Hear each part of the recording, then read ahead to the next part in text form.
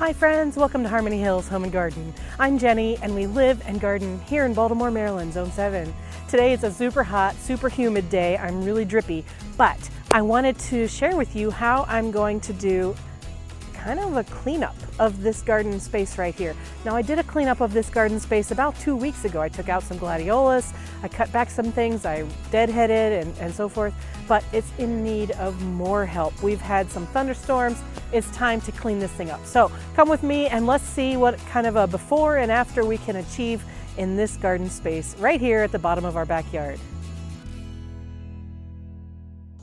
So like I said, we've had some thunderstorms roll through, and last night the agastache just totally toppled over, and they've been hit with spider mites anyway, and then some other things need to be taken care of. So I'm just gonna see what I can do to clean up from the arbor over roughly to those gallery singer dahlias, those little red dahlias down there. So this area is my goal for the day, and so let's take a look at it more close up so you can see what we're dealing with.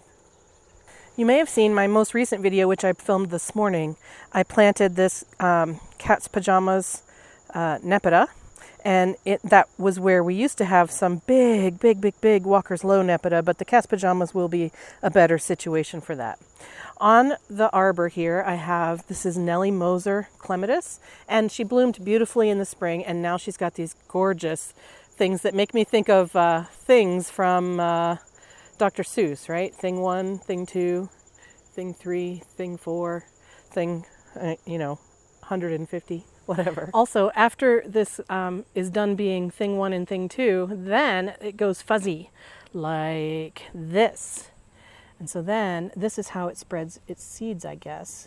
They get fuzzy and then they fall off, and there are the seeds. So an interesting plant all the time.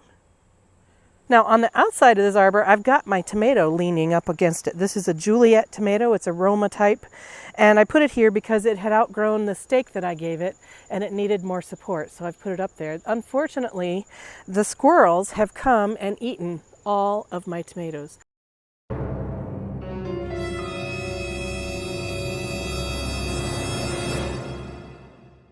I do have a couple of more flowers coming along.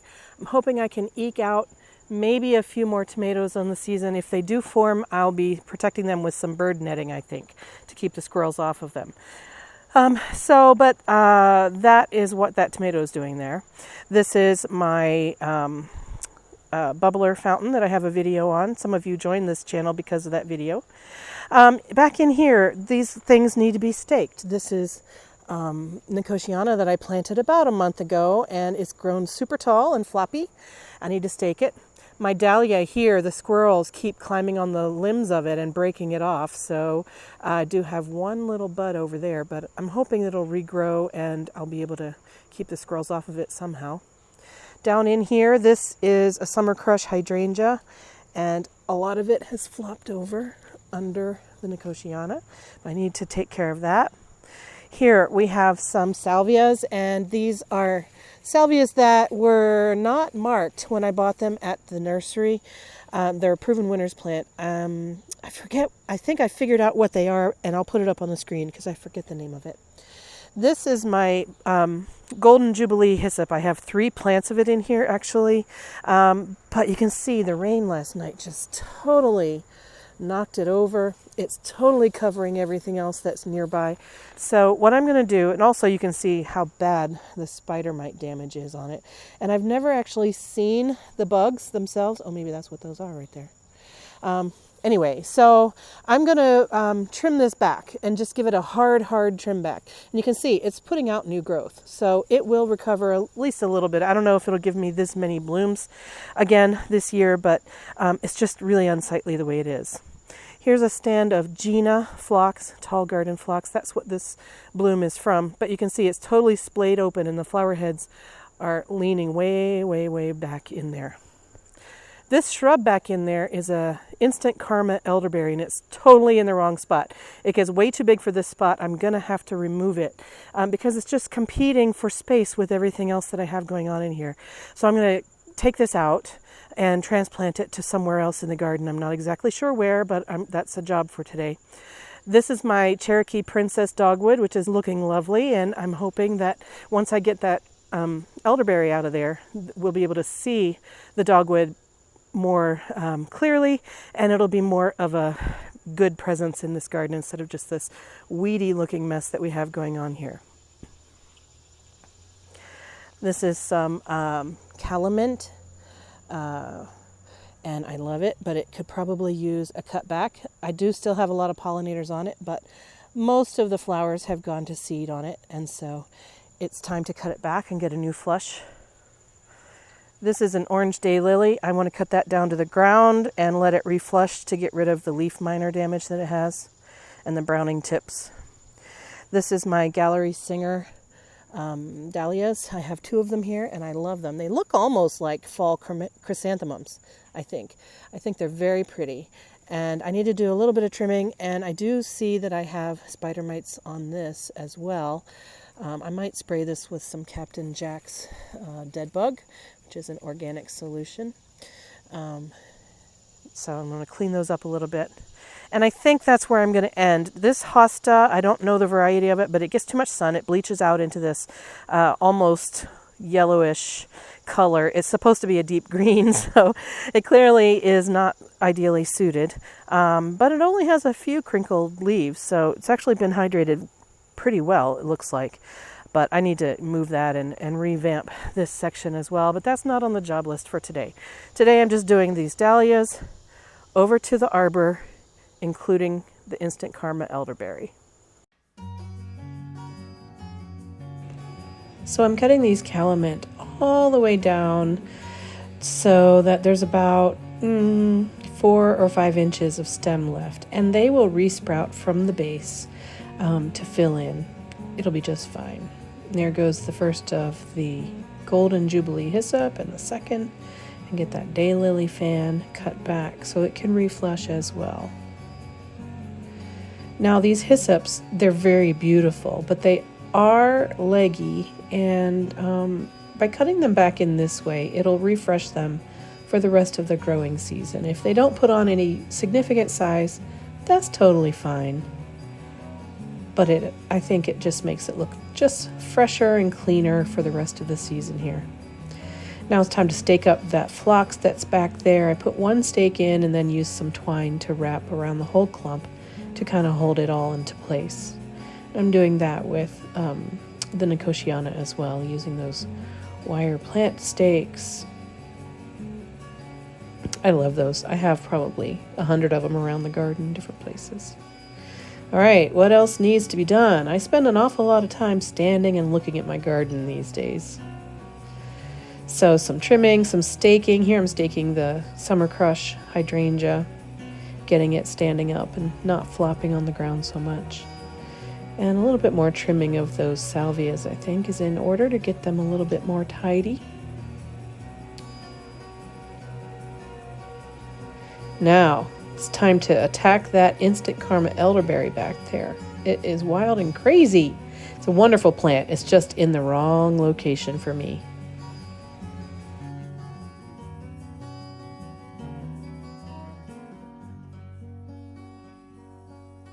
Already you can see getting that Instant Karma elderberry out of there is going to make a huge difference, a positive difference for the way this bed looks. It's going to be less weedy and wild looking.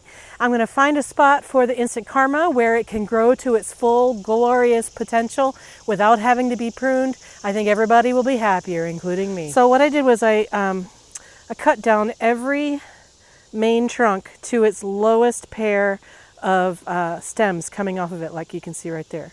So I'm going to dig this out. It's only been in the ground for 1.5 years. So last season and this season in terms of growing seasons. And so I'm hoping that the root zone isn't too terribly established already. Although given how vigorous the shrub has been, maybe the roots have been that vigorous too. I don't know. We're going to find out.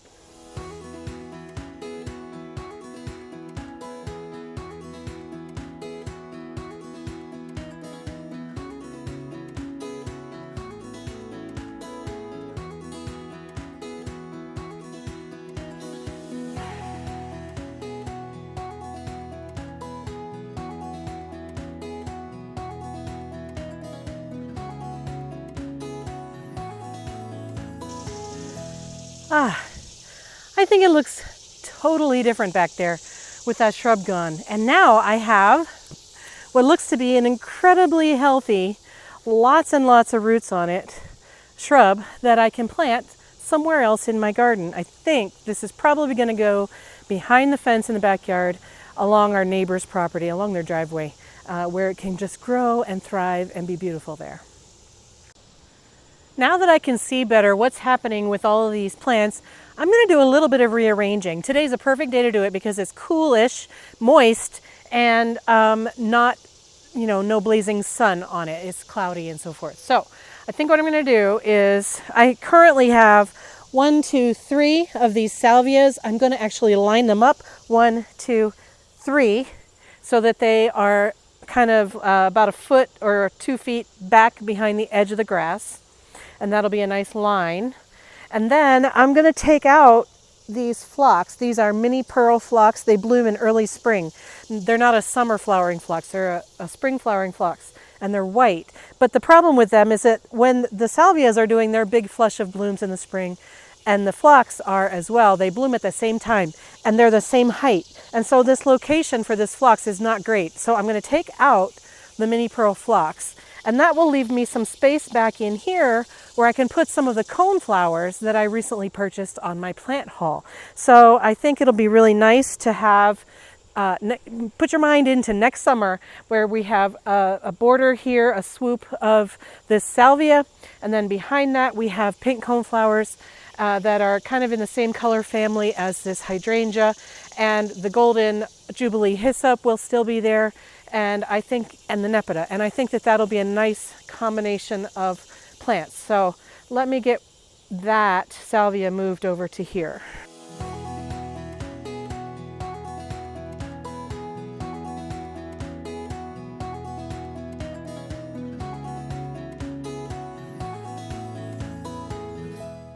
These phlox, like I said, they are mini pearl variety. I love them. I have not seen them for sale here in Maryland. I bought these at the North Carolina State Farmers Market in the summer of 2014, I think. Probably about 2 or 3 of them. And since then, they've grown enough that I was able to divide out some of them from where I lived in North Carolina and bring them up here. And in the 7 years that we've lived here, they've multiplied so much that I now have 1, 2, 3, 4, 6 or 7 clumps this size. They're wonderful. I love them. If you can find mini pearl phlox, get them. Okay, I think I'm going to make some more changes now too. 3 golden jubilee hyssops. Papa bear, mama bear, baby bear. They were the same size when I bought them, but since I've planted them, that one over there has not really done much. This one has done a little bit, and this one has been the one that has grown vigorously and steadily and beautifully. So I'm going to take out the baby bear one, just take it out completely. And I think I'm going to, Yeah, I'm going to take out the mama bear one also. I'm going to move the papa bear over to where the mama bear is sitting right now. That way, when this one that is vigorous grows nice and tall, it won't crowd out the plants that I put back in this space like it did before. So if I move it over, then the coneflowers that I put in here will have plenty of space to grow. That's my theory. We're going to see. I might end up having to stake the hyssop because it is on a hill and things tend to lean downhill. But yeah, I think 1 hyssop in here is plenty given the size that they get, and it'll give me more room for coneflowers. This little baby bear one barely has any roots. So I don't know why it didn't thrive. It was the same plant. I bought 3 of them from the same place. But, well, now I have some little ones. I'll probably put these into pots and give them away to friends who want them. These roots are better. They're at least holding the root clump together. This is mama bear. And now, papa bear, you're going to move over here. Now that's a good root clump right there. Give you a nice big hole with lots of room to spread out. Oh, I see why. There's a root under here, an old tree root. That's why. All right, well, I might have to adjust my spacing just a bit to accommodate that. Yeah, okay, that's why. Well, shoot. All right, well, I'm just going to adjust a little bit, but I do want it more this way than that way. Now, I didn't have to dig all the way down there, but I wanted to give these long roots a nice place to tuck into before I put the soil back.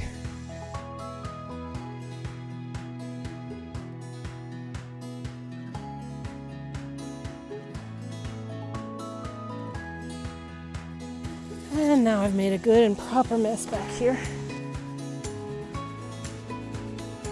Clean off with the hose bit, water things down, and then it's time to just stand around and look and think and compare and decide what else needs to be done.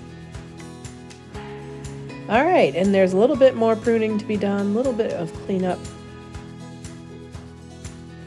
And then what else? Yep, a little bit there, a little bit there. Yep, that's good. Well, I went in and I took a break, and then when I came back out, the sun's out. So the air is a little bit drier, and the sun is cheery, and it's not so gray and wet. And so it feels a little bit nicer to be working right now. So after my break, I was thinking about what I wanted to have in here for the longer term. And right now, I admit, it looks really, really bare.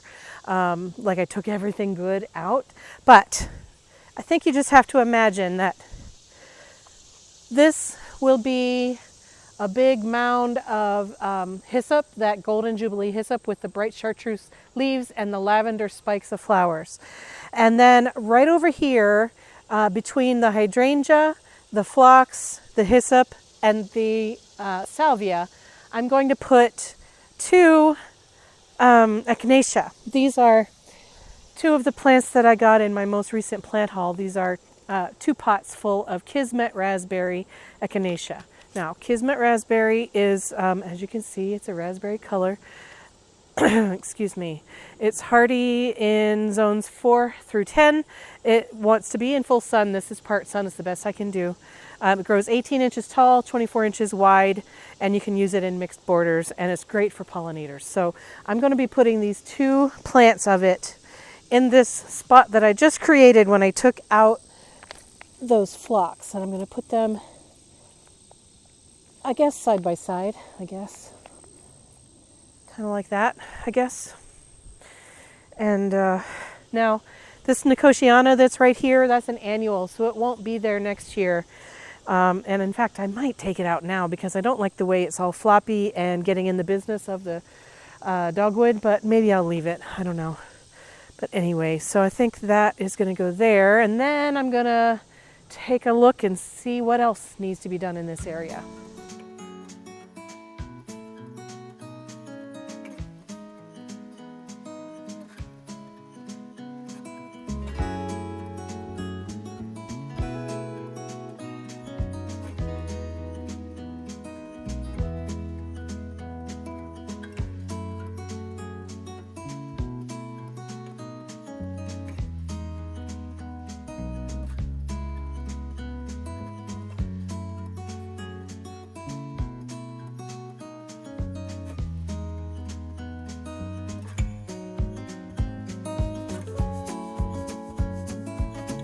I think I forgot to mention that back in here I have some echinacea seedlings from seeds that I started this spring, and they are the white swan variety, so when they grow they'll be white echinacea back in here.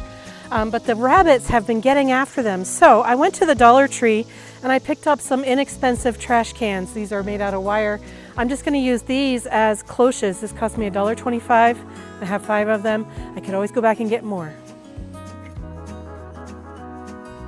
I had originally planted 8 of those echinaceas, but I'm only seeing 4 right now. I think there used to be one right over here. I don't see it now. Ah, there it is. Good, okay. So 5 of the 8 echinaceas have survived the rabbits, at least enough so that I could find them. So hopefully this will keep the rabbits off of those for the rest of the season. All right, now, do I want to make any more changes today?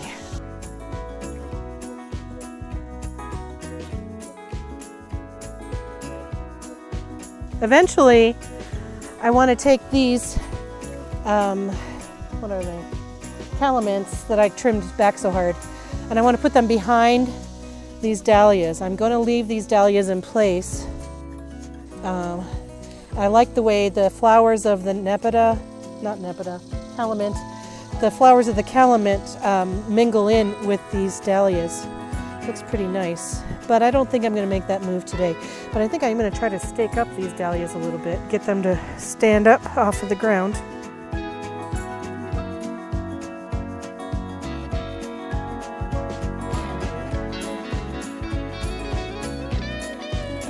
That's a little better. It's not beautiful and perfect, but it is what it is. Get another stake for that.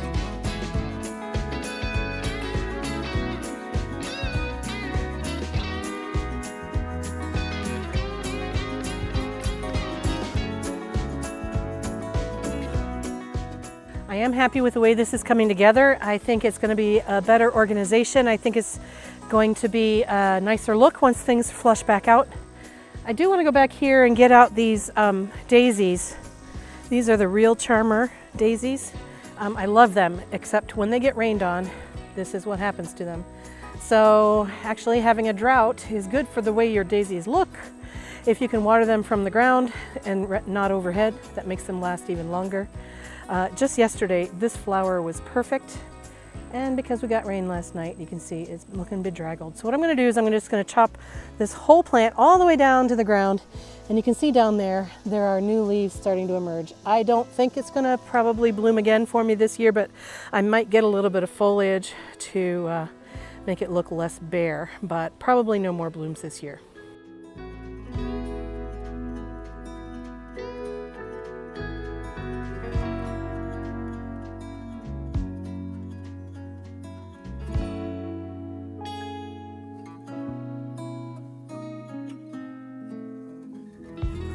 Well, friends, I'm officially a hot and sticky mess. I am going to go in, take a shower, rest for the rest of my afternoon. But I am pretty pleased with the way the garden is turning out here.